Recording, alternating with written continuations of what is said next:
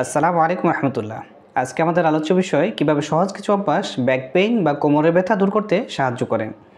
দীর্ঘ সময় বসে থাকা বা সঠিক ভঙ্গিতে না বসা বা পর্যাপ্ত ব্যায়ামের অভাবে কোমরের ব্যথা বা ব্যাক পেইনের সমস্যা হতে পারে। প্রতিদিন অন্তত 30 মিনিট ব্যায়াম করুন, বিশেষ করে স্ট্রেচিং, যা পিঠের পেশিকে মজবুত রাখে। বসার সময় সঠিক ভঙ্গি অনুসরণ করুন। লম্বা সময় বসে থাকতে হলে মাঝে মাঝে উঠে কিছু সময় হাঁটুন। গরম বা ঠান্ডা সেক দিলে ব্যথা কমাতে সাহায্য করে এবং পেশি রিল্যাক্স করে। পর্যাপ্ত পানি পান করুন এবং ক্যালসিয়াম ও ম্যাগনেসিয়াম সমৃদ্ধ খাদ্য গ্রহণ করুন, যা হাড় ও পেশির স্বাস্থ্যের জন্য অত্যন্ত উপকারী। যে কোনো ব্যথা বেদনা দূর করতে হিজামা থেরাপি একটি কার্যকর পদ্ধতি, তাই মাঝে মাঝে হিজামা থেরাপি গ্রহণ করুন। আজ থেকেই কোমর ব্যথার সমস্যা দূর করতে এই অভ্যাসগুলো অনুশীলন করুন। ভিডিওটি ভালো লাগলে লাইক, কমেন্ট ও শেয়ার করুন।